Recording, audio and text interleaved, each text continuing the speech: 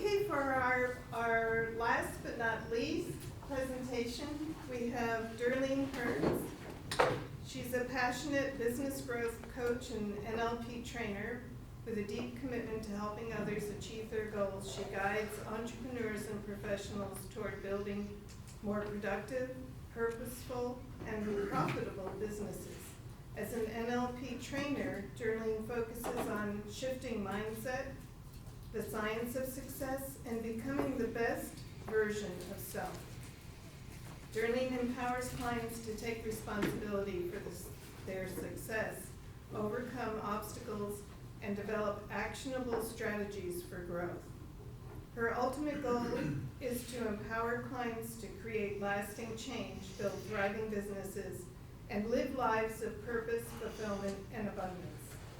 Today, Derlene will talk about the neuroscience of excellence and how stepping away from perfection and towards excellence is a key ingredient to a successful life and business. Please help me welcome Derlene.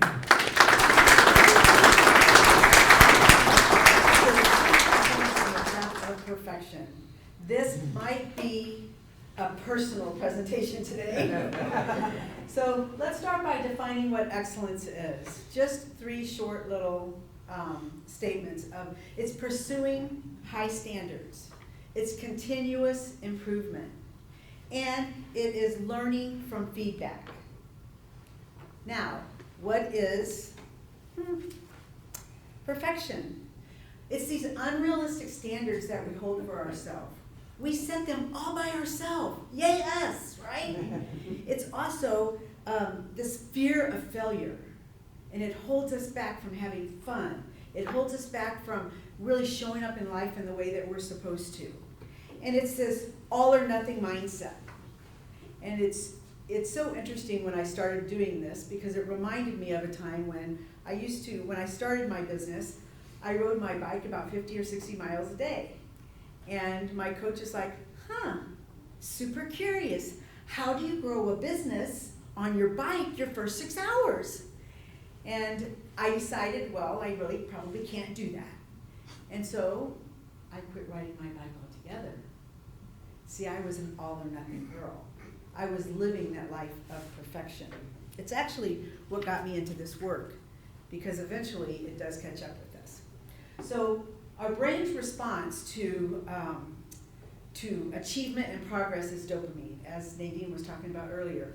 Its response to stress is cortisol, as we learned already. So thank you, Nadine, for sharing that with us. And here's the thing, which mindset dominates you? Where are you at in your life? How is it that you're showing up? You know, when I was in 2nd grade, right, as we talk about so often in here, we bring forward what it is in our life that we learned in our childhood. So I was a mere, 7 years old in 2nd grade. Sitting there, I had worked Friday night, I left school, and I worked on an art project all weekend until I went to bed on Sunday evening. And I got in and I was so excited. And I just couldn't wait to hand it in. And I can see it as I'm telling you this. I was sitting right in the middle of the classroom, and I handed it to my teacher, and she went, "Gee, Derlene, could you not put a little effort into that?" And in that moment, I made a decision that became a belief in my life. I held myself to such high standards, like Michelangelo standards. Do you think I ever attempted anything creative again? Not for decades. As a matter of fact, the next class that I took that involved creativity, that it was kind of demanded, was for my degree in education. That's how that moment affected me. So I began setting unusually high standards for myself that I couldn't meet. Because reality is perfection does not exist. Can we all agree to that? Think about it. You set a goal, and when you get there, because your standards are so high, you tell yourself, well, I set that too low because here I am. Let's take it up a notch. And all of a sudden you're riding your bike for 60 miles a day because, hey, let's try for 70 tomorrow, right? So very, very familiar with this life. So in 2nd grade, I learned that lesson. I carried that through with me forever, because to get that wall knocked down took a lot of work. Here I am, I find myself as a teacher. So guess what I did when I taught? I never ever, in all the years, 15 years of teaching, did I ever teach the same class the same way. Because I could do it better. So I spent my summers preparing for my classes, and I spent my Sundays making sure those classes were going to be as engaging, as informative, as whatever they could be. My husband calls that, crazy. And the interesting thing is I really didn't have that expectation for anyone else. It was just myself, right? So eventually, what got me into this work is the perfection pretty much dropped me to my knees. I mean, you only have so much energy, right? And so what I had learned to do is use that wall, knock it down, and use it for pavers for my success now. And it sure looks a lot different. You know, when I became a director, even, it still showed itself. So my job, I had about 45 teachers that worked underneath me. Guess who wrote their lessons for them? Me. Yeah, I did that. I'm sure they appreciated it. They did. They loved it. Right? And yet, I always would go over and beyond what I perceived the expectations were of me. Because that's the way we do it, right? So when you live a life of perfection, you have this story that you're going to start here and you're going to finish here. And if anything deviates according to your plan, you're knocked off your game. And you struggle to recover. You are anxious. You experience burnout. All of those. Does this sound familiar to anybody, or am I the only person? Okay, good. No, I'm talking to my people. And then a life of excellence, right? So we start here, we're going to end here, and we have the expectation that it's not going to be perfect. We have the mindset that when something happens, I know there's a solution, and I get to be the one to find it. So when you live a life of excellence, you get to use your creative brain, because perfection stagnates it. Excellent calls it into action. So the motivation for perfection. So this is what this looks like.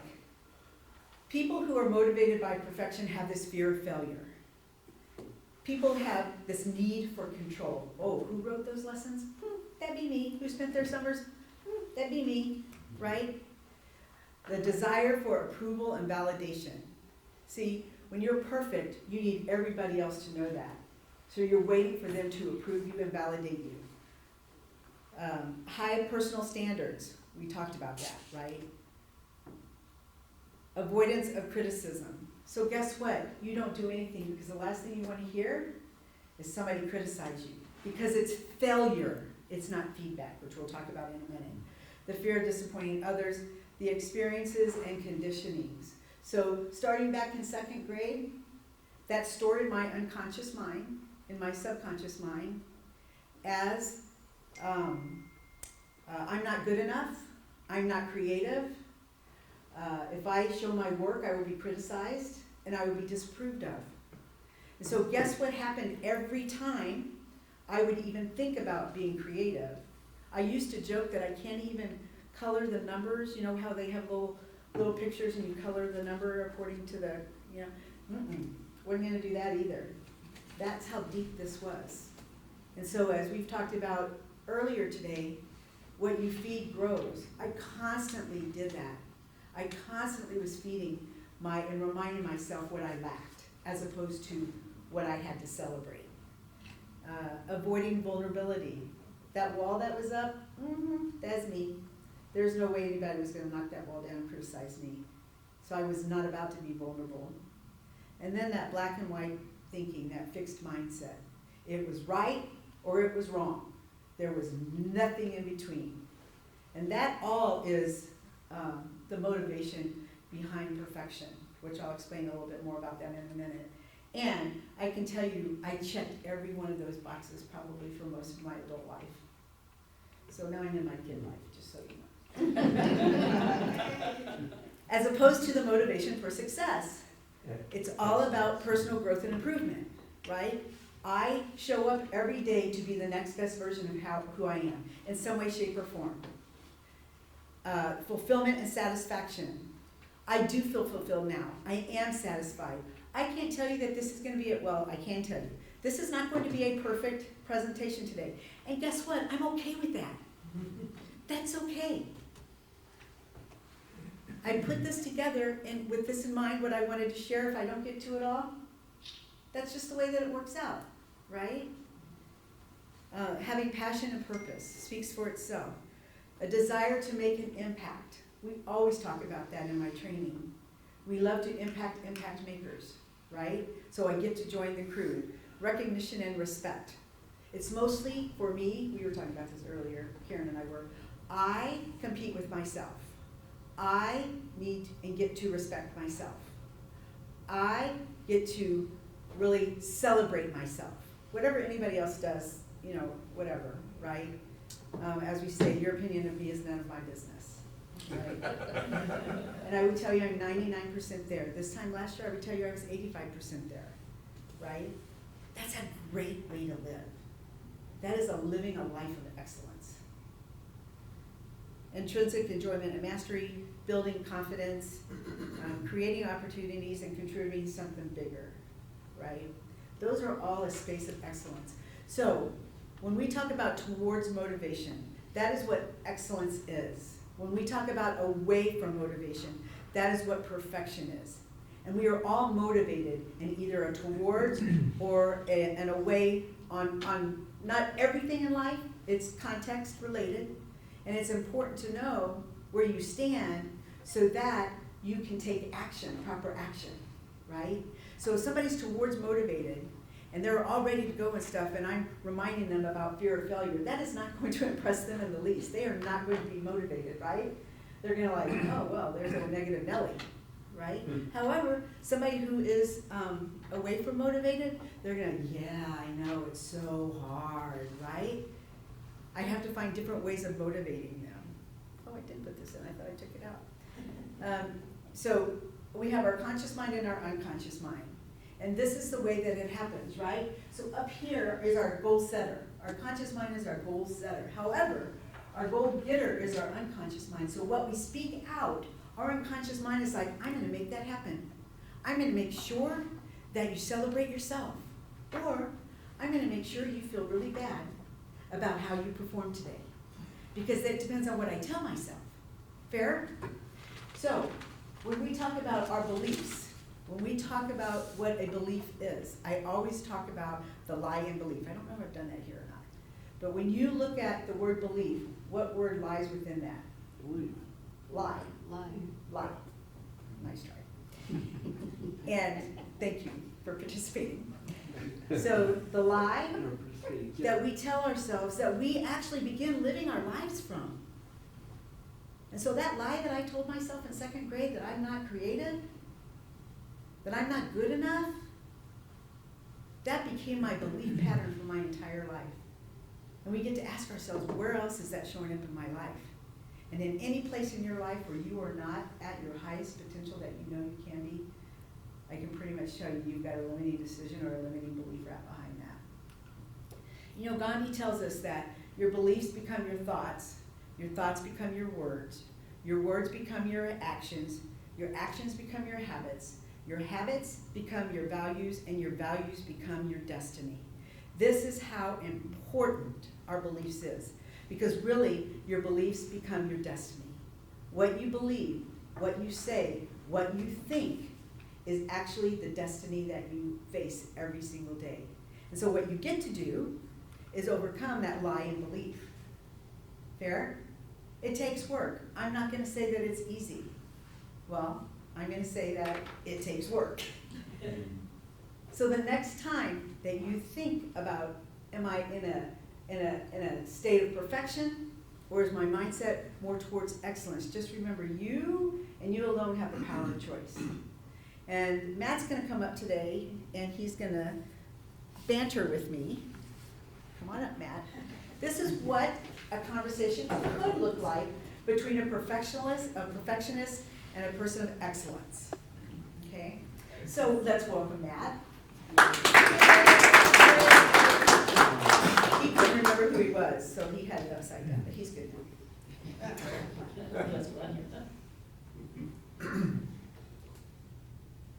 Hi, Matt. Hi, Derlene.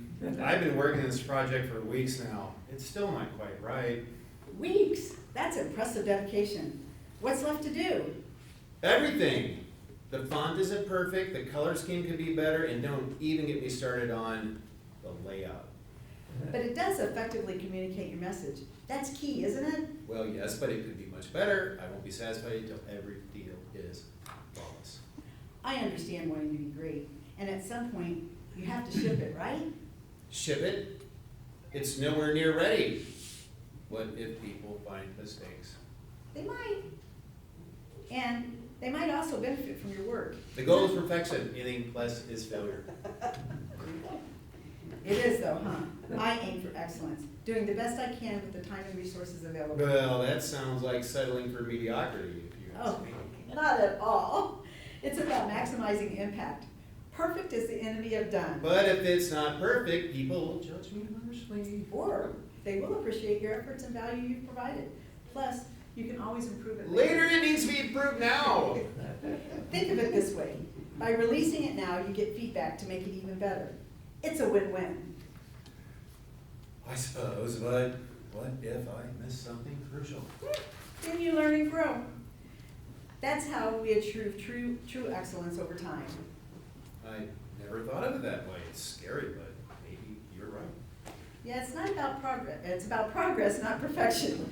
Your work has value, even if it's not perfect. I'll try to remember that. Maybe I can aim for excellence instead of perfection. Try?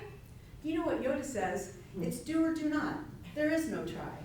And you know what Derlene says, choice is a powerful thing, and suffering, it's always optional. Genius!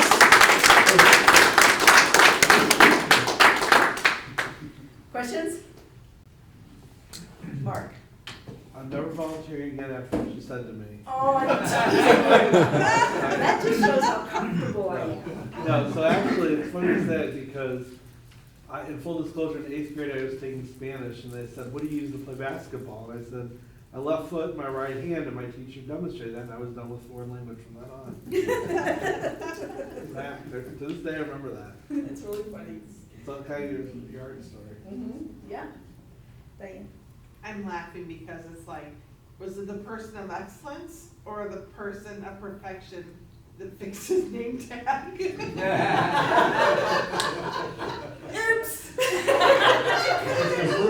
It could have been either. True story. And actually, honestly, because we were filming this, I wanted it right for the filming, for him. So, I was only thinking of you, Matt. I wouldn't care. It always falls off this shirt. I don't know why I wear it, so I just put it back on. Yeah. And Fair enough. Any questions? Les? Not a question, I just have an observation, because this is a wonderful presentation. Everybody's presentations are so great today. But there's something that has sort of bugged me for many years, when people come up with what used to be this phrase in marketing called the USP. Anybody know what that is? Unique selling proposition. And I'm saying, who in the hell really believes that they're utterly and completely unique on this planet? That's sort of like the perfection thing to me. What I said is, let's at least try and be distinctive. And what really matters to people isn't how unique they are, or how unique you are. People are looking for two things in the people that they're working with: excellence and rapport. You gotta do a good job for what I need to have done, and am I gonna like working with you? Excellence and rapport. And so you just kind of reminded me of that with this presentation. Good. Excellent. Tim? So the business case that I'm struggling with in my head is, as an entrepreneur starting a business, you start to get some success with something, and the risk of changing to something because of feedback, and then it sets you back, or not fails, but you learn more, and it's like, okay, well, now I gotta go back the other way. Is a challenge that I'm grappling with right now, as a potentially think about shift in our service, pivoting on our service offering. So my advice to you is that, remember, it's just feedback, it's not gospel.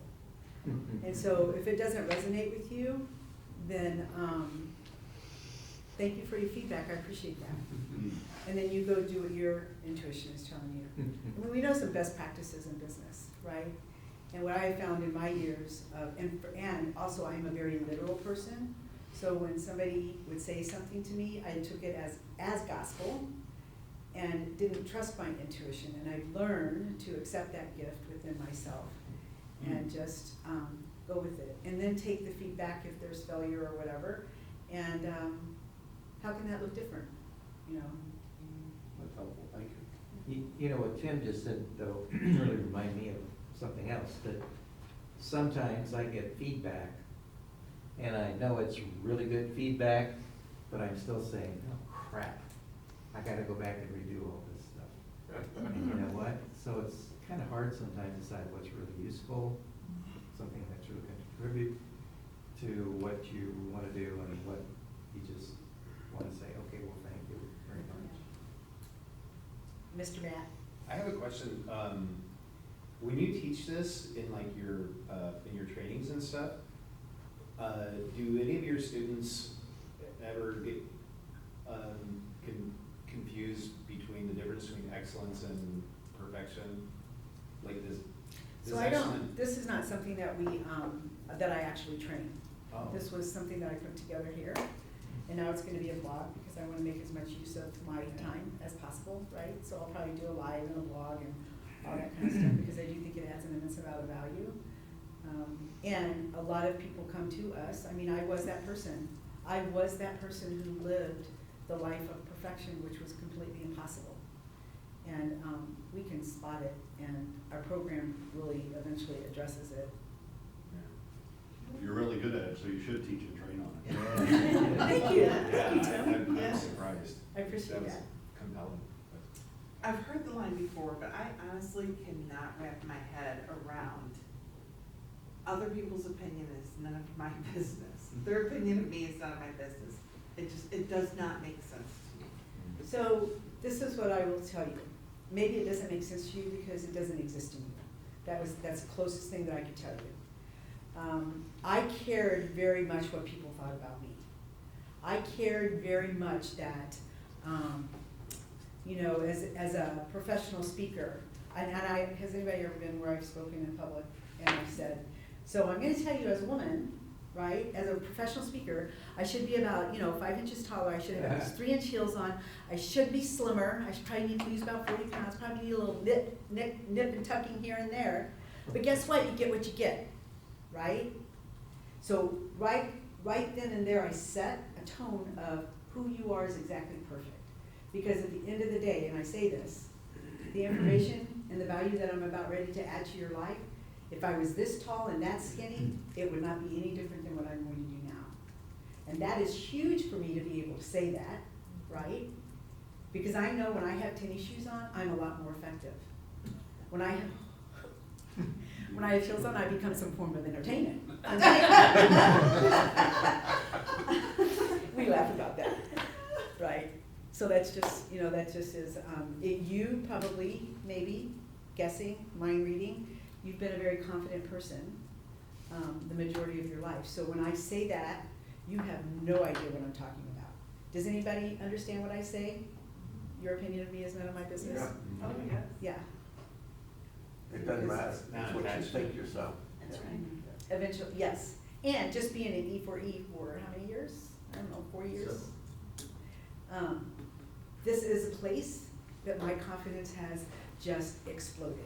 Anybody that's been here from the beginning, this is my safe place to grow, and I love it. Peggy? I need So to go. does that mean other people's opinion is none of my business? Mean if it exists for you, that it hits an insecurity within you? It hits, I wouldn't, you get to name what it hits. Well, I would just say it triggers you. Like, oh, that's neat. I can identify with that. Where do I get to grow next? And we're Where's it putting going? more importance. On what On somebody that. says about me than who I say about Instead of- myself. Yeah.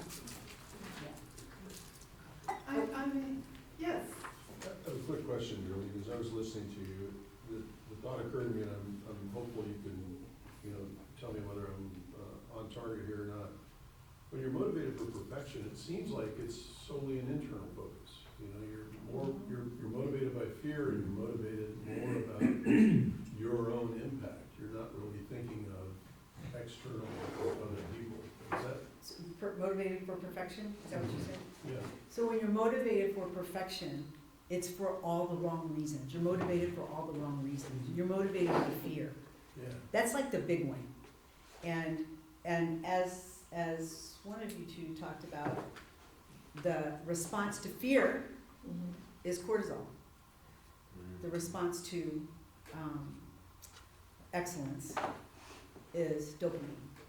Is the breathing, however he did that. That was a great learning for me today.